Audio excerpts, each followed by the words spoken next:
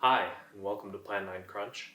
I'm Jack Sinope, and today we're talking about a favorite author of mine, and hopefully soon to be a favorite author of yours. Not just for what he was known for, but also for his short stories, which were aimed more towards adults. Bet you're wondering who that could be. Of course, we've talked about him before, and that's Roald Dahl. Today we're going to be focusing on a specific short story of his, Man from the South. Now this story was adapted multiple times, twice by Alfred Hitchcock and once by a TV series that was actually led initially by Roald Dahl. Of course it was not directed by him, but he wrote and supervised this series. The Man from the South is a wonderful story, usually part of a short stories collection, The Tales of the Unexpected. However, it was first published on its own in 1948 and wouldn't receive its first adaptation until 1960.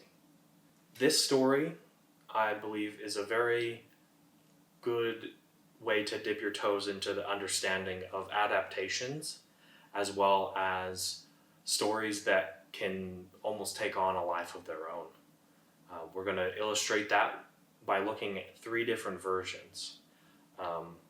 Notice that there is a fourth famous version adapted from this story by Quentin Tarantino, and we won't really go into that. I think that can stand on its own, disconnected from this story. First, I have a bit of the opening scene from the 1979 TV series, which was overseen by Roald Dahl. I think that this version lends itself to the original written story very well, and we'll go to that.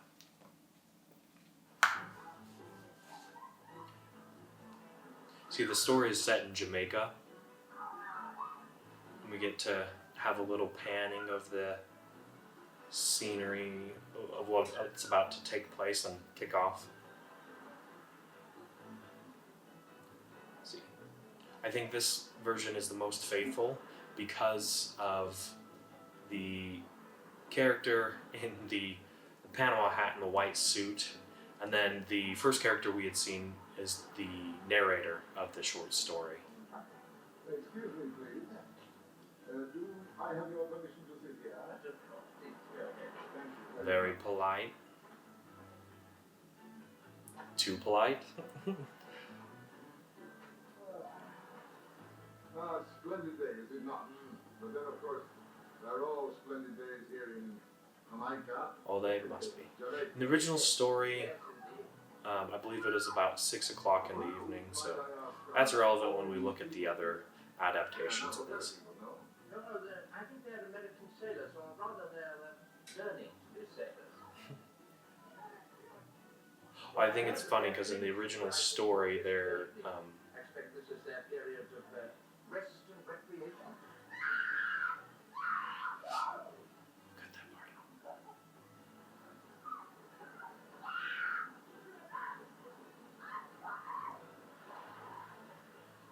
See, enters our next two characters.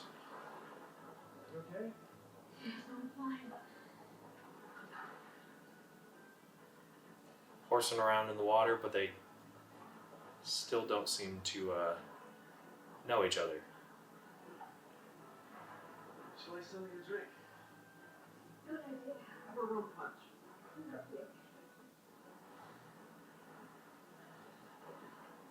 What's your name? Happy? What's yours? Tommy. See, You are it's here on confirmed. holiday, perhaps? Yes? And you? No, it was my wife's idea. She insisted on it. She Of insisted. course, as it well. Is this chair taken? Oh, you ready to use it? Of course not. Go ahead. Thank you. See, and I think this is important Cigarette? because you can see You bet. characterization. He's fairly nice American. Here. Sticks to his own cigars. That will not work in this wind. Sure it'll work. It's American. It always works. Always? always. See? Never fails. See, he's trying to sniff out something. Oop, there's some euphemism. In that scene, we can see our four main and really only four central characters to the story. There's another person who appears later in all the adaptations, but I wouldn't say that they're central to what's happening, at least in the beginning. What I'd like to highlight about that scene is how well it followed the written story. Particularly a couple of paragraphs describing at first what the narrator saw in that old man in his dapper suit. He was immaculately dressed in a white suit, and he walked very quickly with little bouncing strides, pushing himself high up onto his toes with each step. He had on a large creamy Panama hat, and he came bouncing along the side of the pool, looking at the people and the chairs. See, and I think that paragraph and the opening scene to that really can show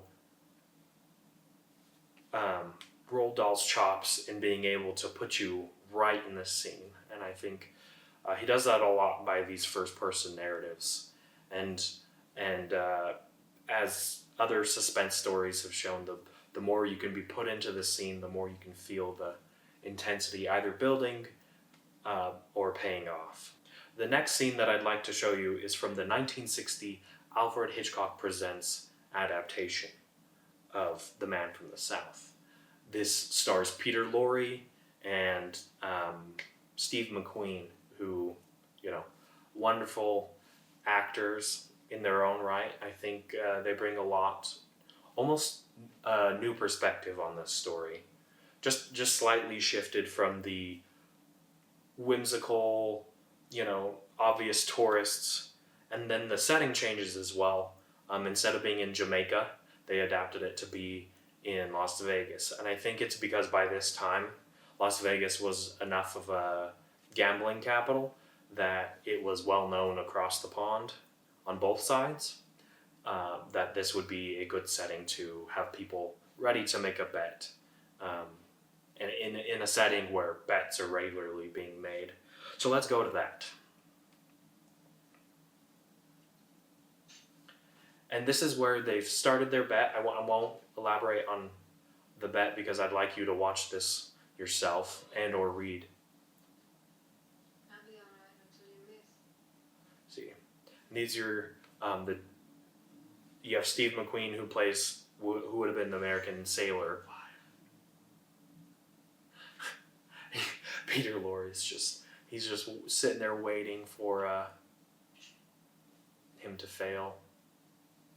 And then this is the narrator. I don't think this version gives enough respect to the narrator's point of view, or even including him as much as the original short story. But the camera work is just amazing.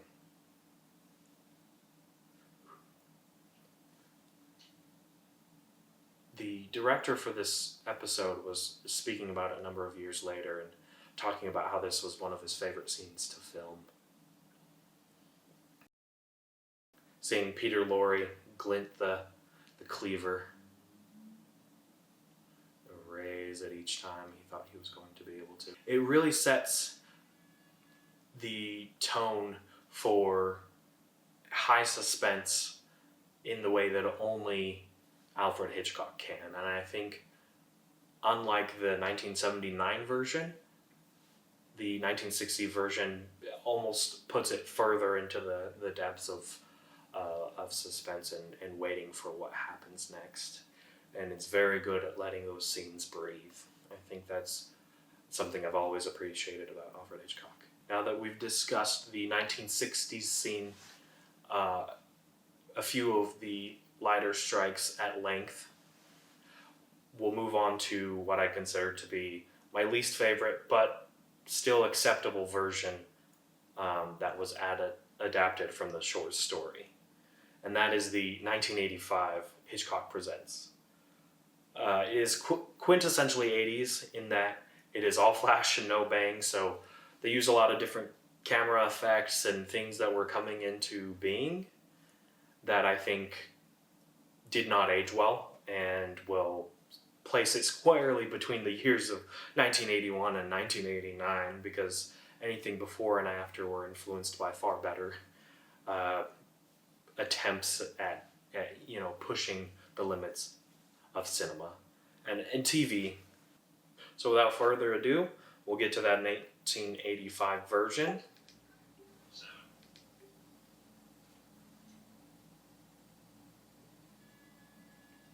See, and here's the same lighter scene. Pretty much picking up where he left off in the 1960 version. 6. And the rich guy in this almost seems too rich, like Texas oil rich, versus a dapper man of trust fund money.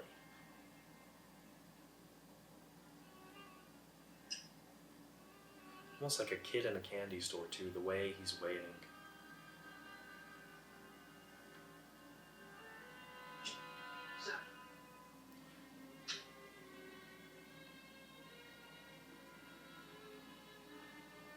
See?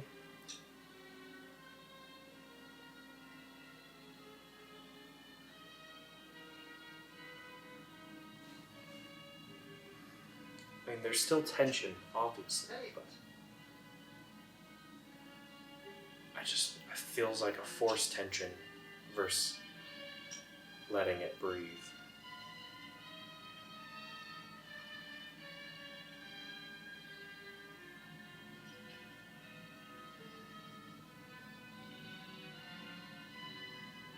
Yeah, see, there he's getting way too excited for this.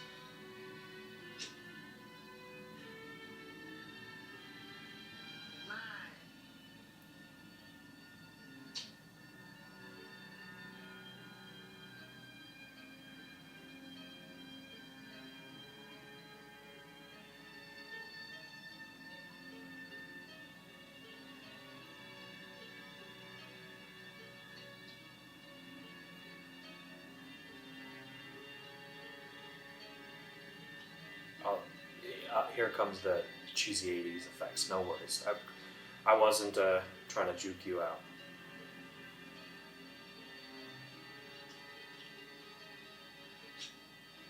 See, a much fancier lighter. That's the 80s for you.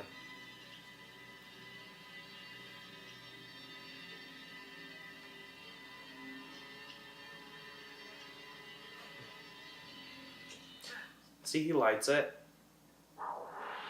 Oh, whatever. A draft all the way down there. See, that slow motion right there. Carlos! And then, watch this.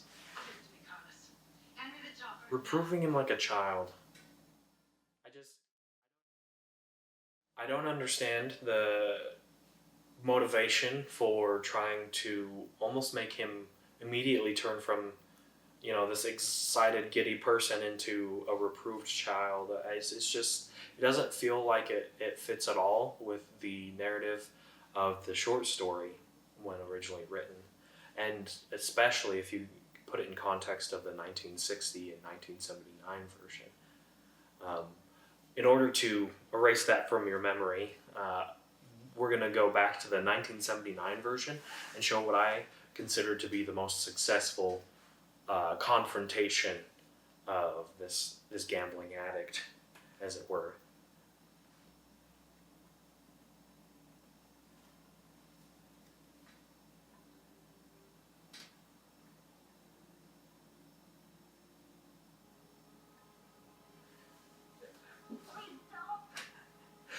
Doesn't mean there wasn't cheesy acting. But I think this serves it the story so much better than in the 85 version, any of the cheesiness there. Everything is fine. And they still know how to let it breathe. Bonus of Jamaica being actually really hot where they filmed this, and so he was sweating. Kind of worked out.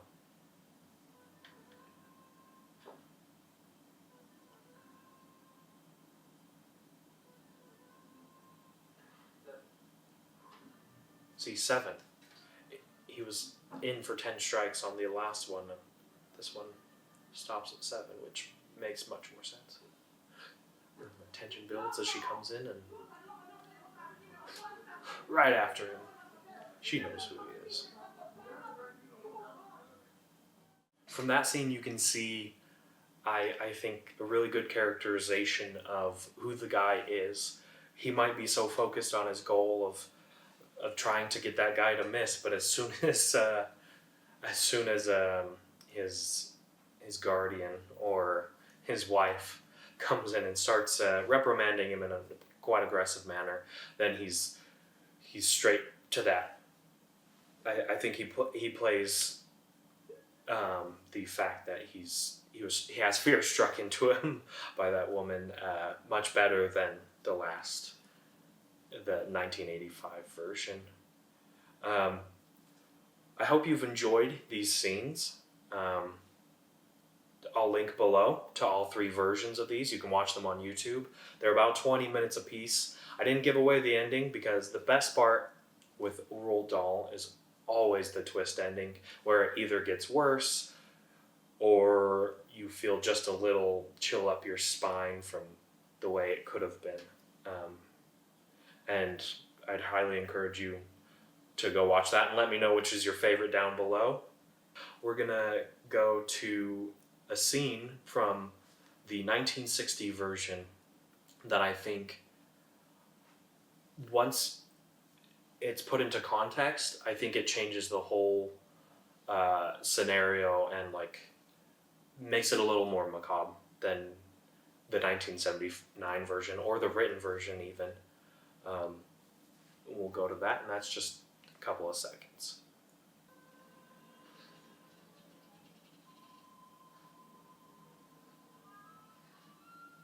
Brandy, please. A brandy? Yes, miss. This is the opening scene of the 1960 version. And see, it focuses on her, the lady first. Her shoe, why is it falling?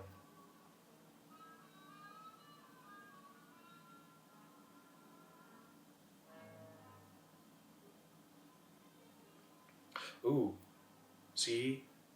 It's there that it almost looks like she could be missing toes. And in my mind, if she's missing toes, then maybe she's played the game before. And that, I think that almost builds the stakes even further upon a rewatch for me. And I'd like to think that there was a heavily important reason why we focused on that particular scene in the beginning, because this was the first adaptation of the short story. And so it would have only had the short story to fall back on for its tropes and pacing of story.